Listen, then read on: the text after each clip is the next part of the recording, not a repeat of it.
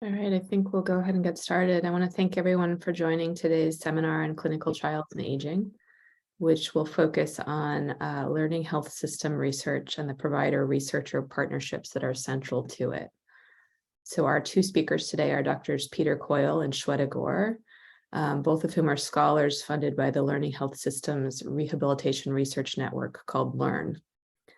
For those of you who aren't familiar with it, LeaRRn is one of the two training and infrastructure grants here in our Center for Long-Term Care Quality and Innovation. The other is the Impact Collaboratory, which of course many of you know very well. Dr. Linda Resnick launched LeaRRn with BU and Pitt in 2020 to fund and support learning health system rehabilitation research with the goal of increasing national capacity for this kind of work. For those of you who are not familiar with it, learning health systems research is research that's embedded in real-world healthcare systems that use data to identify problems, implement solutions, and evaluate the effectiveness of their actions. Learning health system researchers are the investigators embedded within or partnering with the health systems stakeholders to do this kind of research. So LeaRRn applies learning health system research to rehabilitation research specifically.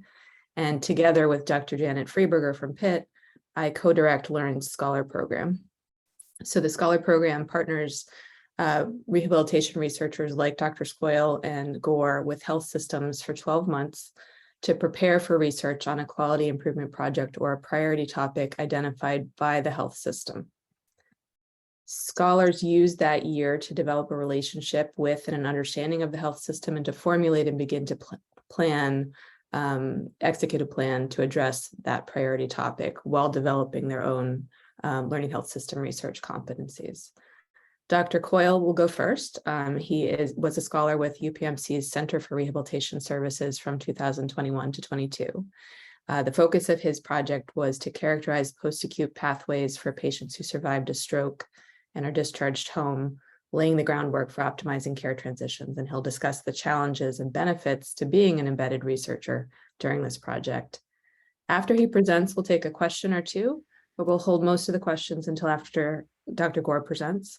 She is a current scholar with BMC, and she'll describe the process of getting matched with the BMC team, the challenges and successes of joining a health system as an outside collaborator, and then her research project, which focuses on BMC's interest in improving patient mobility and rehabilitation service delivery.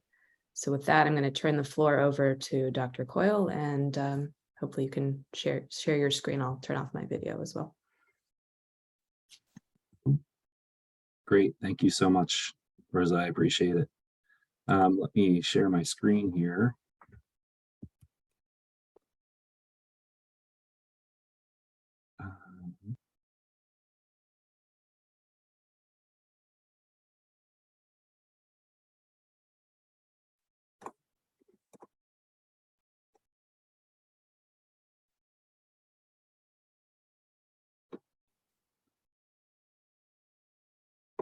Can everybody see the presentation? Yes. Okay, wonderful. All right. So good afternoon, everybody. I'm very excited to be here and happy that Rosa asked me to present to you guys about my experience as a learning health systems visiting scholar with UPMC. So I'm going to talk a little bit about that experience today. And I just wanted to start just by giving you some background and so you can get an understanding of what my research priorities are and how they've evolved over time and how they've eventually intersected with LeaRRn. So I did my physical therapy training and my PhD in biomechanics and movement science at the University of Delaware. And the timeline is a little important here. So I was there from 2013 to 2017. And what I want to talk about to start the presentation is how my timeline has kind of evolved, or how things have changed over time in parallel with how healthcare research is being done and what those priorities are that we've identified as a research community. So full disclosure, my research training is mostly in conventional clinical rehabilitation research. So that means a traditional clinical research laboratory setting with bringing research participants in outside of the context of healthcare, so they're not patients. And we focus really on identifying impairments in older adults with low back pain or at least my original work was identifying modifiable impairments with older adults with chronic low back pain and developing interventions. So more on the phase one kind of end of things, phase one, phase two. So that's where all of my training occurred originally in research. And let's see if I can get these to advance. Black speaking. Yeah, and so while alongside that, that 2013 time frame, we all know that the Affordable Care Act came into enforcement around that time. And there were a lot of changes that had a lot of healthcare research implications. So not just for the care of patients, but also how we can conduct healthcare research and the intersection between the two of them, patient care and quality improvement, implementation science, and healthcare research. So I started to get interested in that. And one of the things that really jumped out at me, as I'm sure it is for a lot of folks, is just how long the lag is from the creation or the generation of knowledge to its translation into clinical practice. So that was really important for me. And really just watching all of these intervention, all of this intervention-driven work being developed without a very strong consideration, and it's variable across researchers, obviously, but generally without a strong consideration of how that would translate into the real world. And so that got me really interested in health services research in general. And everybody should kind of keep in mind that around this time, the Institute of Medicine started to really define what a learning health system is. So Rosa did a really nice job of explaining what exactly that means to us now. But keep in mind, at the time, this is still early stages. This is not mainstream healthcare research. So we're just starting to explore these ideas. And so with that in mind, I pursued a postdoctoral fellowship that was generously funded by the Center on Health Services Training and Research, which Linda has been involved with, as well as other investigators. And they funded my postdoctoral fellowship at the University of Pittsburgh, which had a little bit more of a focus on implementation science, older adults, and community-based programs. But during that time, I also got involved with a pragmatic trial there and analyzing some of the data that really wasn't the central focus of the study, but really looking at these post-acute care pathways for stroke survivors. So that study was the COMPASS trial. And if you all are familiar with rehab science pragmatic trials, you probably heard of this one. And so what that really focused on was looking at the discharge directly from the hospital back into the community, and how do you support those patients better and get them to the resources that they need, particularly the rehabilitation resources in home health, outpatient, and in the community. And so, around this time while I'm doing this work, Christopher Forrest published a really nice paper that started to give shape to learning health systems and what it means to be a learning health systems researcher.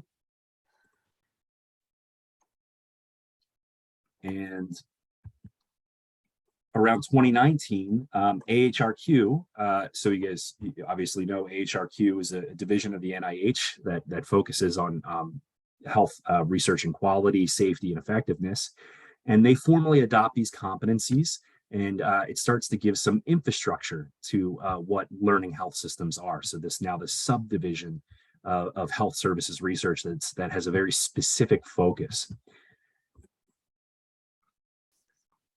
And again, just to remind you, learning health systems really are defined by health systems that use their internally collected data and mesh it with external evidence, and use that to make decisions about improving quality to deliver higher value, safer, more effective care for patients to overall improve health well-being and healthcare experience. And so right around this time, my postdoctoral fellowship ends at the University of Pittsburgh, and a lot of the LeaRRn investigators were main investigators, principal and co-investigators for the CoStar, the center. And I had heard that they were drafting this grant to come up with a center and a network that would really support the development of learning health systems research, specifically as it applies to rehabilitation research. And so they had a funding call, or a call for visiting scholars, and that proposal was eventually funded. And so my work with Compass led into this this body of work in learning health systems for stroke survivors. And so just to reiterate here, and this is a really important point for anybody considering going into learning health systems, and particularly the LeaRRn Scholars Program. You're partnered with a healthcare system, either embedded or partnered very closely with it, and you're working for a 12-month period to start to shape and execute a project on a priority topic that's identified by the health system. And that's really important. I have it bolded and italicized here. It's really driven by what the questions of the healthcare system are. And so as scholars, we developed our relationship and started to work to understand how each healthcare system we were partnered with really operated, identified these priority areas, and how to go about solving the problems that they had. And so I was partnered with UPMC. They had a specific interest in transitions of care. And originally, when I put my application in, we were going to focus actually on multiple older adults with multiple chronic conditions and functional limitations. So this operational definition for vulnerable older adults. And over time, that had shifted a little bit from the time they put the original grant proposal in to the time that it got funded. And they wanted to refocus more on stroke. And so again, really important to be flexible in terms of the patient population that you're working with, and really center in on helping the health system tackle the priorities with their processes that they have. So I was partnered, like I said, with UPMC. For those of you who are not familiar, UPMC was previously known as University of Pittsburgh Medical Center, and it was an outgrowth of the university. Now it's become its own large entity, UPMC. It's a highly integrated health network that offers care across the continuum, so all the way from hospital-based care to ambulatory care across numerous disciplines. And they also have their own insurance plan. So you buy into their insurance services and see their providers. And specifically, I was partnered with the Centers for Rehab Services, which is the predominant therapy providing arm of UPMC. And again, they offer services across the full spectrum.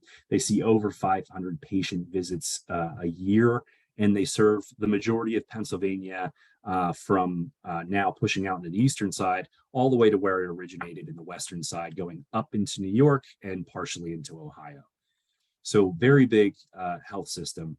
And they wanted to focus on their post-acute care rehab services. So like I said, originally, we were looking more at older adults with multiple chronic conditions, but it shifted focus a little bit to stroke. And I'll talk a little bit about how they arrived at this particular topic. So shortly before I started working with them, Centers for Rehab Services received some alarming news from some of their internal researchers and analysts.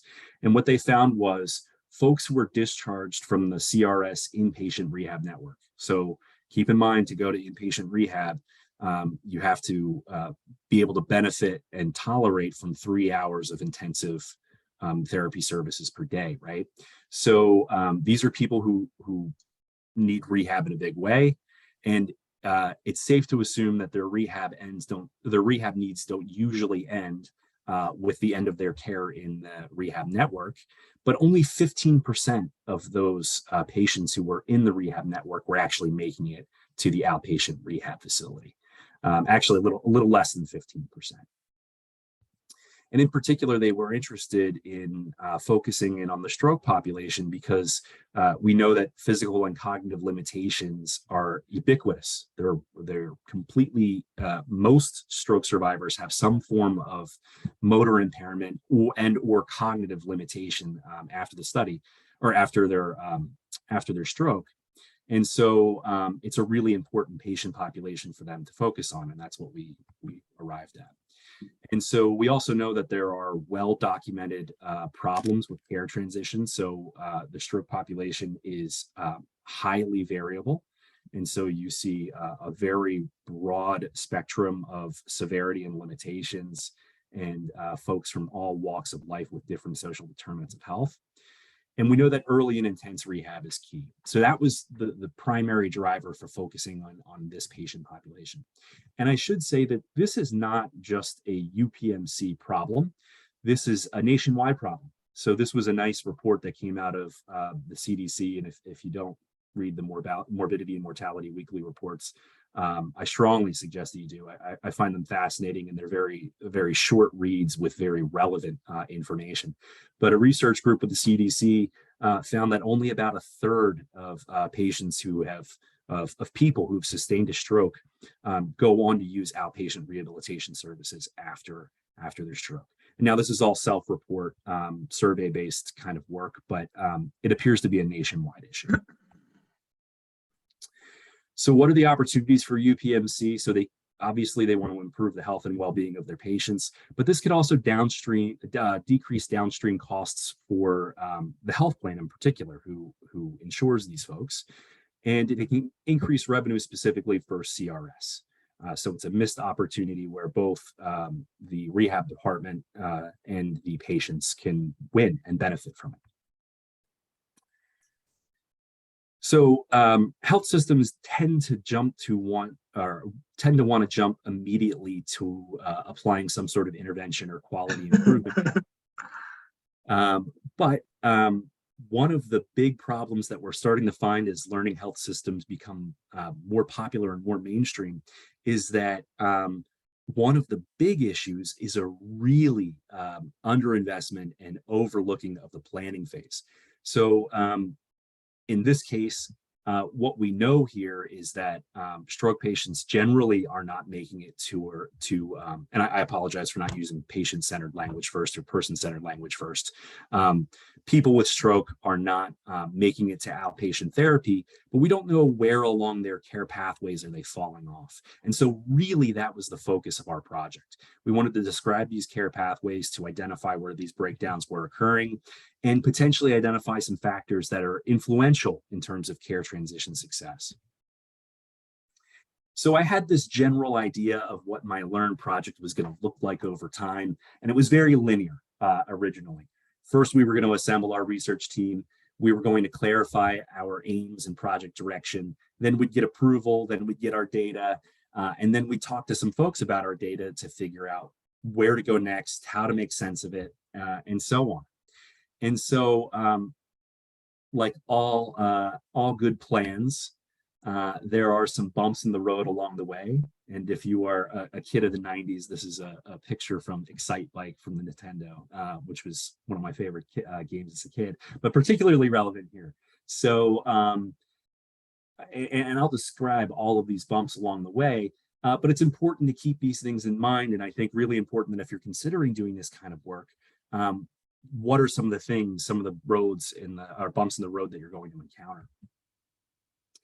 And I should also say that I had this very linear idea in my head, and I don't know why. Everything is cyclical and very dynamic in research and in healthcare. And there was a lot of going forward only to go back a step to refine certain things. And I want to say that first we started, I just wanted to understand the process of what it was that we were describing and what it was that we were attempting to solve within the healthcare system. And this is a process map that I had generated to help kind of guide my thinking about who I might need to collaborate with, the variables that are important, and where the project needs to go. And I highly recommend starting with something like this. This is really born out of organizational improvement, the Six Sigma, Lean, folks who are more in the industrial side of things in manufacturing. But this can really help keep your work grounded in trying to figure out where to go next. And so, like I said, it helped us identify our key stakeholders and build our advisory team, but it also helped refine some of our questions and discussion and identify the variables that were necessary for quantitative analysis. So all really important to understand and very complex. And there's a lot of data that is potentially important to look at. And this is a nice starting point for figuring out what is the priority of the data, and determining whether or not the juice is worth the squeeze for different settings and data types. So we identified our team based on the settings that were involved in the care processes we were trying to improve, which is essentially the entire post-acute care spectrum. We built out our advisory team, and so our research team really was a combination of health system scientists, which was myself and my mentor, Jana Freeberger from LeaRRn, and we partnered with our clinical operations leaders. And over the presentation, you're going to see me build out this diagram a little bit more, but it's a really nice way of thinking about all of the major players and the roles that they play in learning health systems. And it's from an article by Pam Daly, I believe her name is, in 2018, and from Johns Hopkins, who does a really nice job illustrating who all is involved, who are all the key players in these processes. So we went through multiple iterative processes to refine our process map and really identify what those variables and important settings were. And what we found was that going back and forth with a lot of these clinical operations leaders, we found that within the UPMC system, very few patients move on from SNF back into the community. And so we knew that requesting data was going to be time consuming. So we just decided that that wasn't worth the squeeze. And then from there, we were able to, like I said, detect our key questions and identify the variables that we needed. And so we started to partner with the data stewards who work for UPMC, as well as the technical leaders. And sometimes this role is one and the same, depending on what organization you're working with. But we actually had two separate pieces here. We had folks that were savvy with pulling data, but not necessarily with data architecture. And it's important to get just a broad sense of all of that. And there was a lot of complexity in our data set. This presented another challenge. We wanted to focus on several settings within the post-acute care continuum. And there are several data sources for each setting, right? So you have billing data, you have quality reporting metrics, and you have the electronic health record. And depending on what electronic health records or architecture you're using, these could all be part of the same software. These could all be stored completely differently within different systems, which was unfortunately the case at UPMC. So now we're working with several different settings who might each have their own data steward, trying to identify who the data steward is, and the data sources where each of these groups of data live. So things to consider when you're looking at this. What is the priority level of each variable, right? Because these are a lot of potential data sources and a lot of potential variables to look at. So you do have to have some understanding of what's priority 1, priority 2, priority 3, so you can make the necessary cuts. In the end, you have to be a little judicious, just like you do when designing primary data collection. And you can't collect everything. It would take far too long. And the whole point of doing this sort of work is to generate timely results for the healthcare system. It also depends on the experience of the data stewards. So for the inpatient side, we had somebody who was very experienced and had formal training in programming. On the other side of things, we had somebody who was more on the administrative side and had some experience with reporting, but it was really learning on the fly. And so that made it more difficult to get outpatient data. And honestly, we're actually still waiting on that. So that's also very important to consider. And then finally, what are the implications for regulatory approval, right? So depending on the data that you're pulling, there's different levels of approval and from different regulatory bodies that you need. And sometimes this can be particularly problematic. So for our work, we wanted dates because the sequential and temporal nature of our research questions was important. And UPMC, frankly, had a problem with sharing specific dates. It's considered protected health information. And so we had to come up with a way. What we did was we had somebody serve as an honest broker to perturb those dates to make sure that we still kept the temporal nature without actually revealing actual dates of service. Pete, I just want to interject about 5 more minutes. Thank you. Appreciate it. And I just have a few more slides here. So from there, once we identified who the data stewards were, then it was time to, and the data that we wanted, it was time to approach the regulatory officials.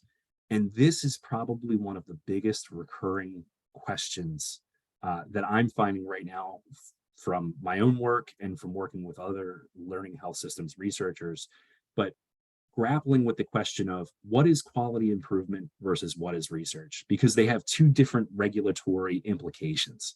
Quality improvement work is more focused on improving the processes of care within a healthcare system and identifying and producing solutions that work specifically for the context of that healthcare system, whereas research is more generalizable information.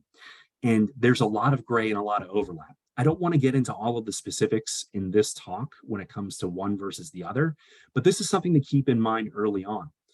And we went the quality improvement route, thinking an IRB might take a little longer to get through, it might be a little bit easier from the QI side of things, and that turned out to not be the case at all. From the research end of things, there are sometimes more resources that help you with data pools and people who are more experienced that are not at your disposal, able to be collaborated with if you go the QI route. And so that was definitely one of the challenges. And so it led to some hindrances, and I'll talk about where we are now. We've obtained some of the data, more so on the inpatient side of things, but staff turnover and competing priorities with the healthcare system led to extreme delays. So that's important to keep note of. We had to reconsider, like I said, what our regulatory channel approval was going to be. There are certain resources on the data stewarding side, if you go the research route at UPMC, that don't necessarily exist on the quality improvement side of things. So now we're rethinking our approach and maybe backing out and starting at an earlier process again in a different channel. And then finally, one of the struggles I think that we all deal with is trying to identify how are we going to fund the work next. And so we're thinking K awards and small R's to kickstart the project again, but we're really still in the early processes of grappling with this really complex question. So what did we learn? Every step is dynamic. Process flow maps. I can't express enough just trying to put on paper how, in a conceptual way, the process works that you're trying to identify or trying to improve. And then things to keep in mind again, pros and cons of QI and research designations. One is not necessarily easier or better than the other. And it's important to really have a good understanding of, with your healthcare system, what is the appropriate pathway to go down. Finally, expect lengthy timelines and delays. It happens. I know for conventional clinical research, we're used to working with small teams and pushing forward things with the approval of a small amount of people. Here, you're working with lawyers, you're working with programmers, you're working with clinical operation leaders who have different priorities. So keep all of those things in mind. Whatever you think it's going to take, double or triple that for sure. All right. So I wanted to thank you guys. I appreciate it. I'll open the floor up to a question or two and then turn things over to Shweta, who will also give an excellent presentation.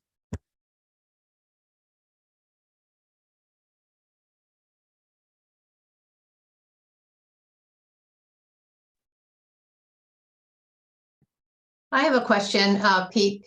Yeah, and thanks so much for that really great presentation. You discussed a lot of the challenges and barriers and the timeline of becoming an embedded researcher and even getting access to data and regulatory permissions.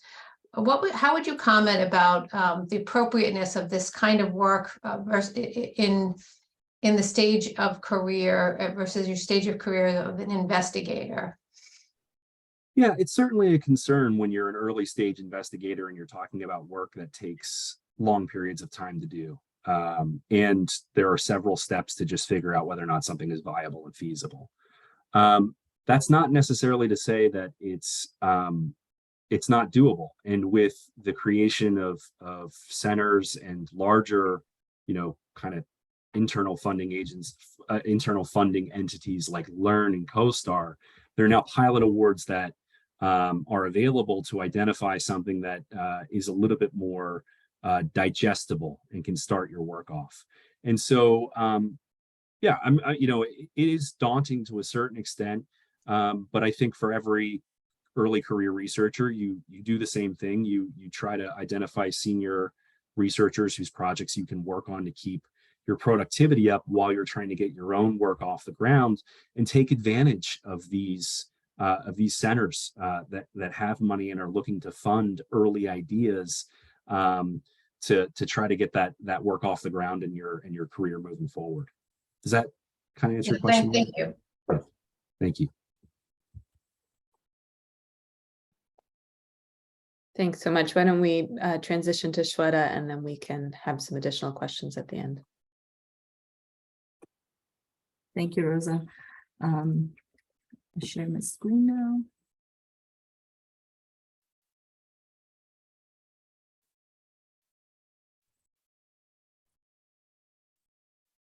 Are you able to see my screen? Yes. All right. Thank you, Peter, for that excellent presentation. And I should say a lot of that was resonating with me as you were talking. I wanted to introduce myself. I'm Shweta Gore. I'm an associate professor at MGH Institute of Health Professions in Boston. As a learning health systems scholar, I am embedded at Boston Medical Center, which is the largest safety net hospital system in New England for the past year or so. And we've been working on a project to create a culture of mobility by implementing the Johns Hopkins Activity and Mobility Promotion Approach. So today I wanted to talk a little bit about my journey getting into the Learning Health Systems Scholar Program, and provide an overview of the project that I have been working on. And then I also wanted to talk a little bit about the challenges and successes getting into a health system from joining as an outside collaborator, and then finally talk about some next steps in this project. So in terms of how I got into this program, I am a physical therapist by training, and I have primarily worked in acute care settings. In terms of my research interests have been primarily in the health services realm, looking at measurement of physical activity and associations of physical activity with health outcomes in individuals with chronic conditions.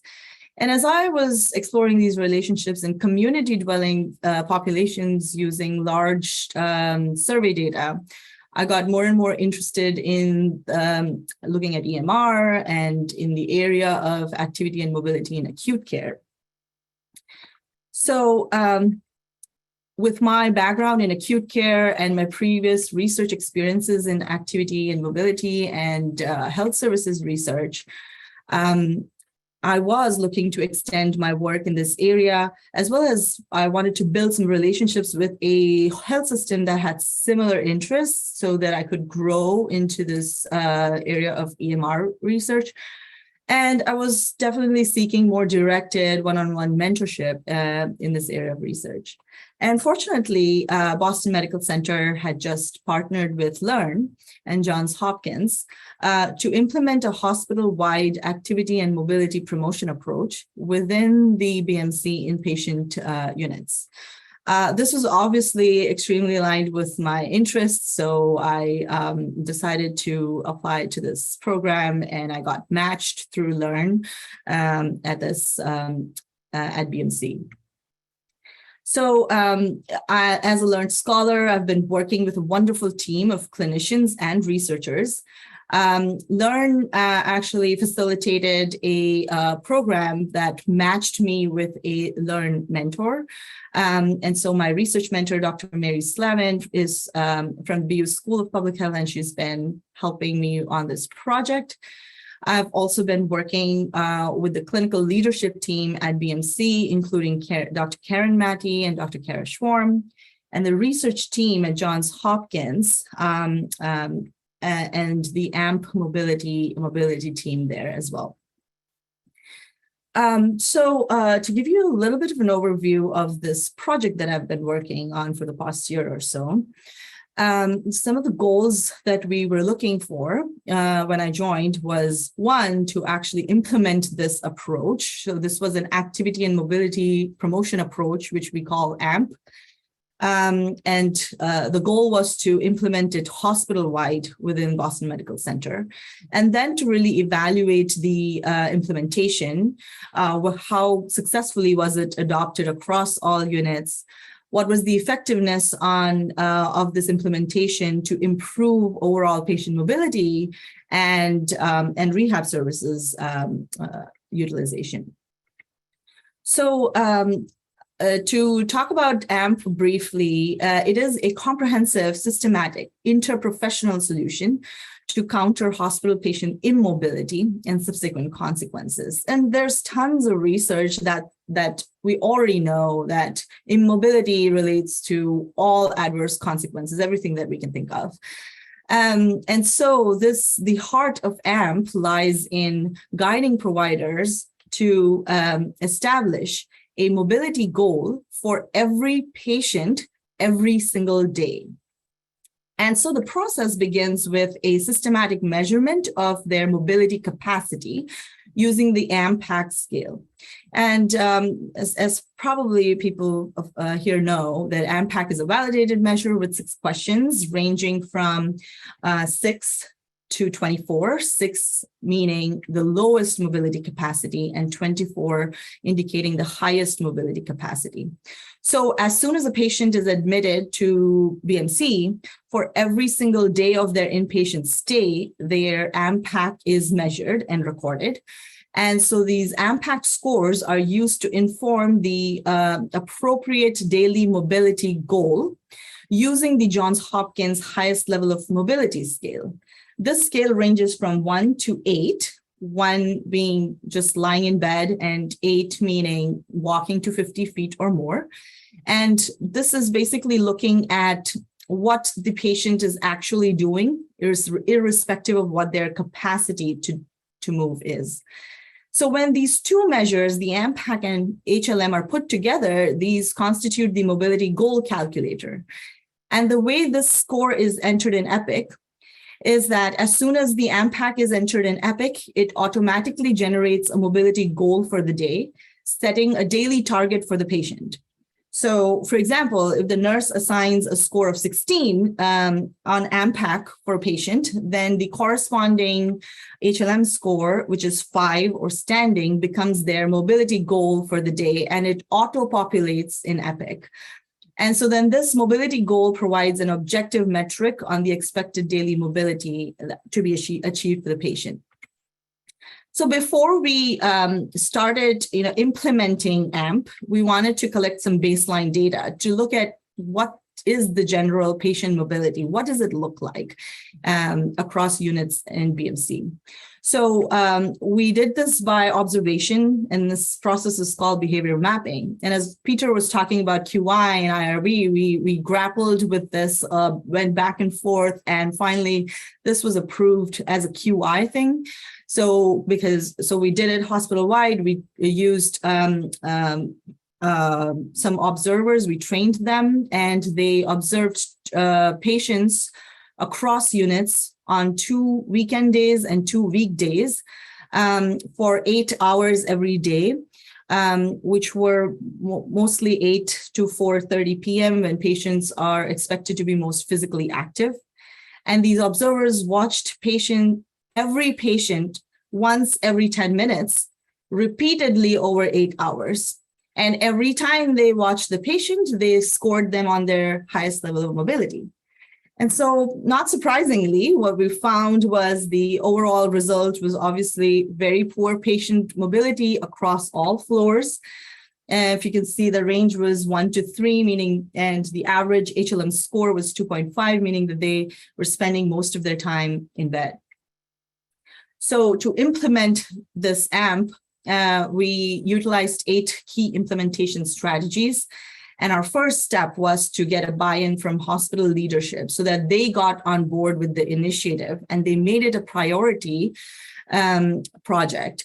And I was fortunate that before I joined, this first step had already, much of the work on getting buy-in from hospital leadership had already occurred. And the hospital leadership had made this a priority intervention, and they had assembled a central mobility team. And so this, I was involved towards the tail end of this process. And then the second step was to incorporate all of these 3 mobility measures into the EPIC documentation system. This was also a huge learning curve for me, and a very rapid learning curve, because as soon as I joined, I started getting questions on what do you think should be included in EPIC? What do you think? What do you think the reports should look like? And coming from a health services perspective and more like other research background, this was new to me. So I was educating myself at the same time as I was educating them or helping them facilitate this process. So it was quite a bit of a learning curve. I would say then the next step was barrier mitigation, where this involved understanding perceived barriers among frontline staff. So we wanted not just rehab, but we wanted all, it was an interprofessional approach. So we wanted nurses, CNAs, physicians, everyone to be on board and everyone to be actually mobilizing the patients to the mobility goal. And so for that, we had to, we first surveyed all of the frontline staff around implementing this initiative to look at some of the barriers that they thought that they encountered or thought that would be important. And so we captured themes to address potential solutions. We did a debriefing, so we involved all the directors and leadership in this debrief meeting and to address their challenges, so that it was not just hospital leadership, but everyone on the frontline staff that got on board with this initiative. Our next project was education and training, and this was central to the success of AMP. The goal was to train all frontline staff, including nurses, CNAs, on how to score measures for these patients, how to document these measures in EPIC, and then once they see the mobility goal in EPIC, how do they safely move these patients to the mobility goal? Because they were not all rehab trained. So this required a huge undertaking. It involved both online and on-site components of education and training, followed by a competency skills checkoff. And so in order to make this more effective, we recruited mobility advocates from each unit. And these were people who could be strong voices for this mobility initiative. They served to be just-in-time resources to answer questions around scoring or documentation. And they were also direct links to nursing leadership, and they were completing our skills checkoff for everyone else. And then our next step was data feedback, reporting, and a lot of work went into generating reports in a manner that was meaningful to the staff.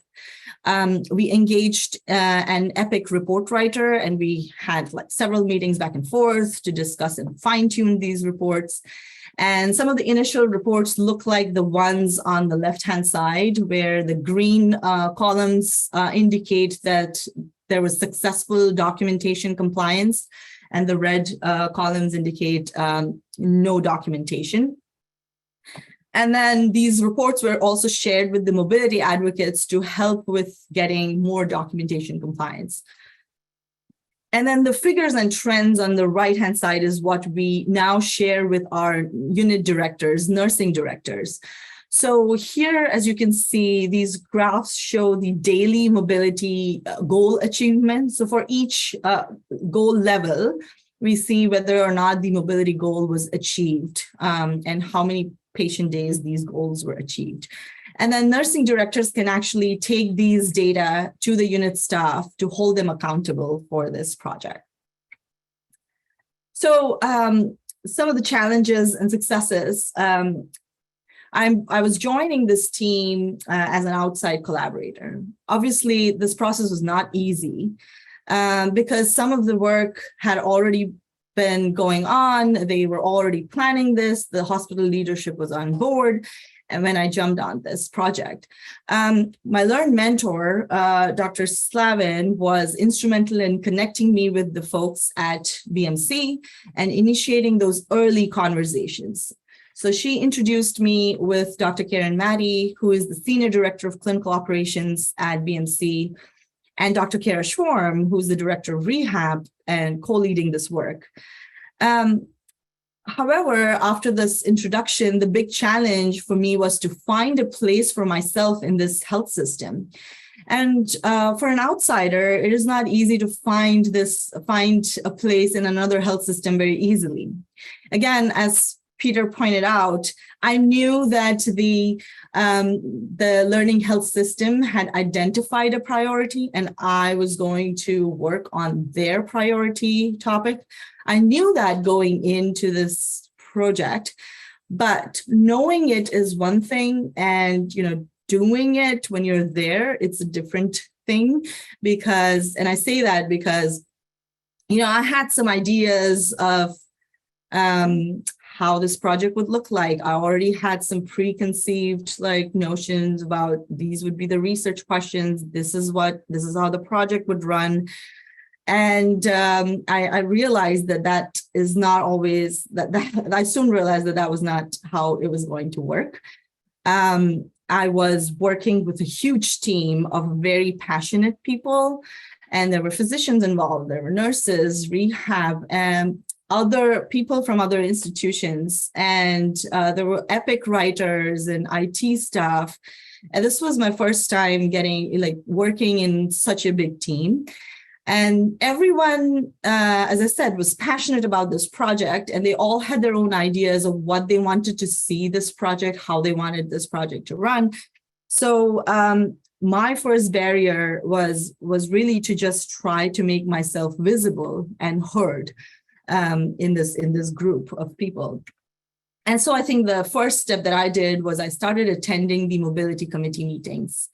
These were weekly meetings, more about organizational things, logistics of implementation. They were talking about, where should we put the signs on floor markers? Should we put it on the door? Should we put it on the floor? So not really pertaining to research a lot, but I thought that was still a great place for me to start, because just by showing up to these meetings every time, I was becoming a familiar face to the group.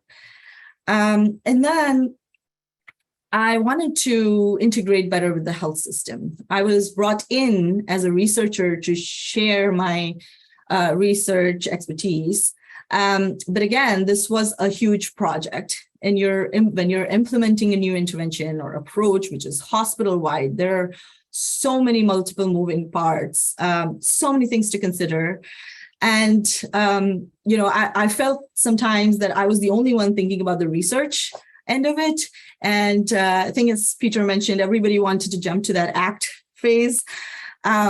So I was thinking, and the research end of it, because we wouldn't have had the data for a long time. So there was a long time before I could actually start doing something, like contributing something.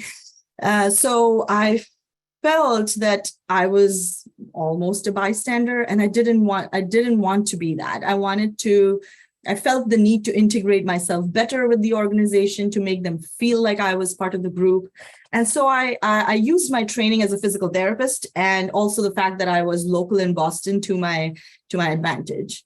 As I mentioned before, education was a key piece of implementation, and it required multiple training sessions for nurses and CNAs on safe patient handling, teaching them how to transfer a patient, teaching them how to use mobility devices. And I just decided to show up to those training sessions, and I helped them work through those transfers, because being an acute care therapist, that was easy for me.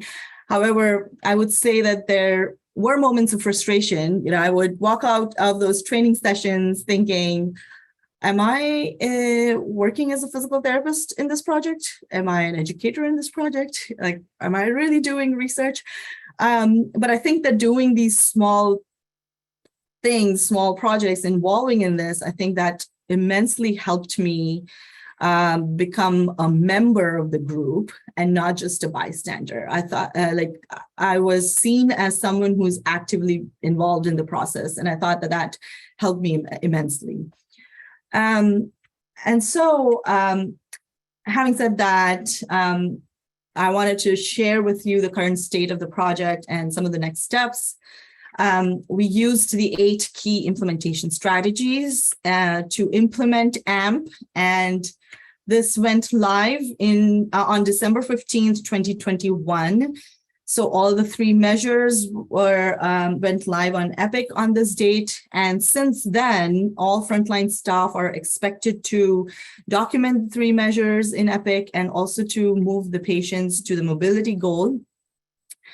Our next step now is to evaluate the implementation to see how well it was adopted by all units and to explore reasons for varying adoption, and then to look at the effectiveness of the implementation on outcomes. Obviously, this is a work in progress.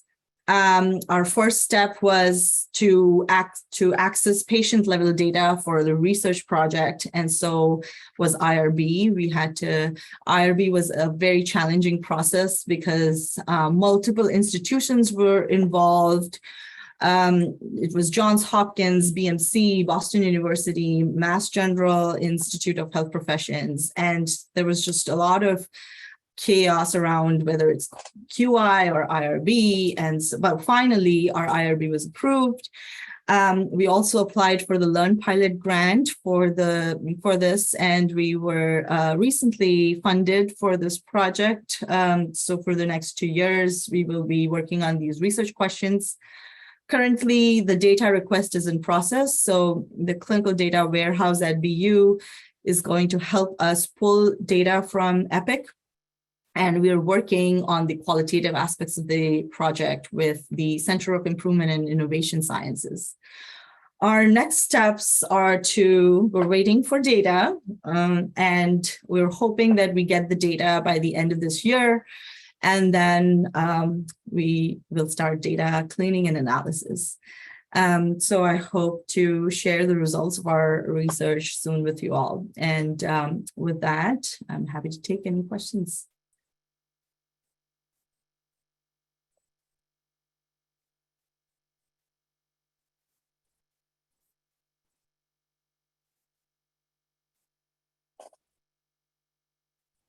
Thank you, Shweta and Pete, and invite Pete to turn his camera back on, and Linda too, if you have any additional questions to ask.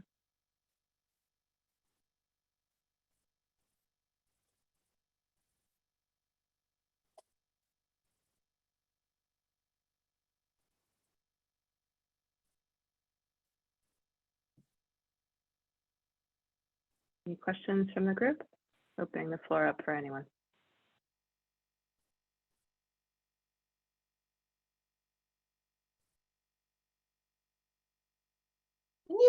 Can you talk a little bit about what the metrics for success for your projects will be? Because I think in this type of research, some of the metrics may be a little different than what we're used to in traditional academic research that's divorced out of health systems. You know, what will the health system consider a metric of success, and is that harmonious with your metric of success?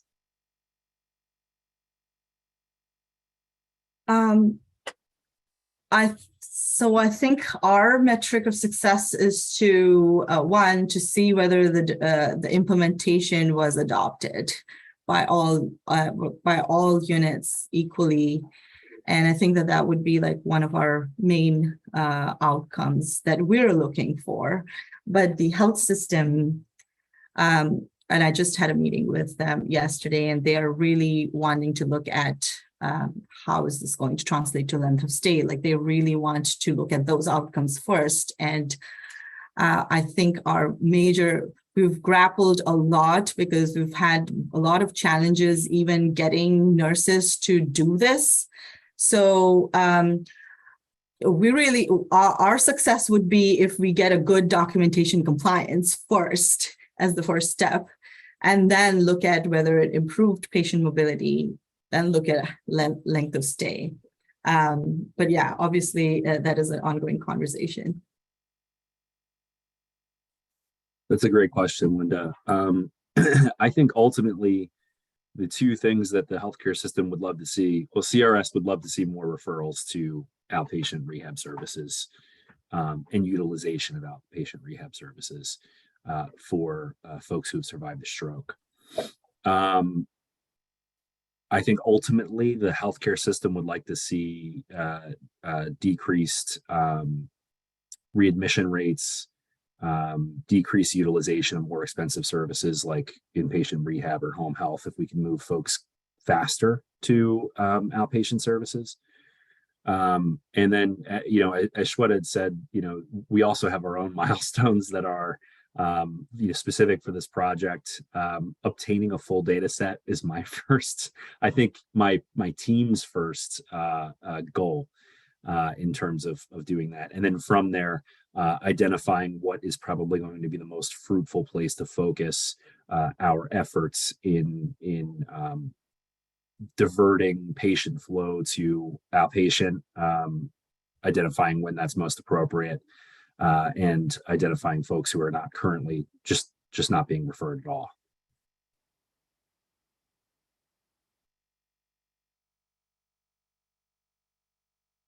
Megan, did you have a question? No, I was just happy to hear those responses. I do actually, I see the comment in the chat and I'm actually eager to hear on that one. So I'll turn it over to you all. Okay. So that question is if and how you see your continuing partnership with your health systems beyond the LeaRRn Scholar. And I know Shweta, you started to talk about that as well. Yeah, that's a great question. I mean, right now with the pilot funding, I'll be working with the health system for 2 years. The 3 research questions that I identified for the pilot grant, I think that's like my focus, but the health system, the folks there, they've already started saying, like, can we also look at this? Can we also look at like 1, 2, 3? So I don't know how, like, hopefully there is a funding mechanism that we can look at to start answering those questions. The other thing, I think that it's Boston Medical Center is unique in the way that I don't know if all health systems are similar, because MGH is a very self-sustained system with a lot of researchers.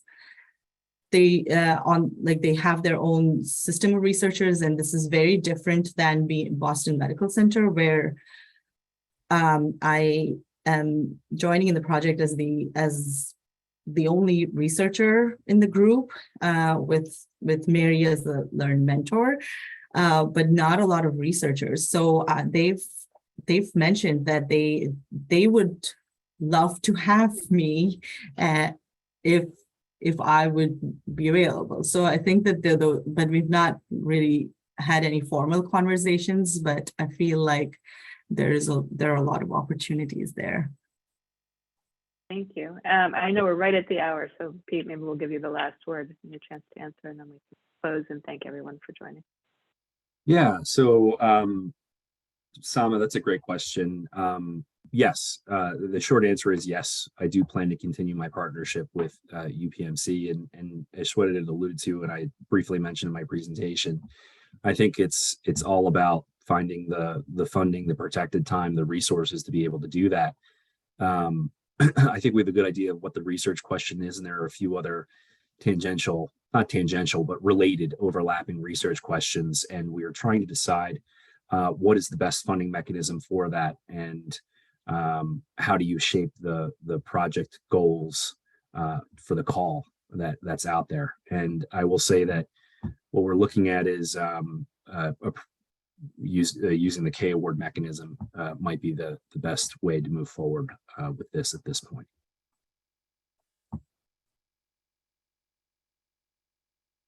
want to close by thanking you both and everyone for joining us. Appreciate your talks, and we certainly learned a lot. Thanks for coming, everybody. Thank you.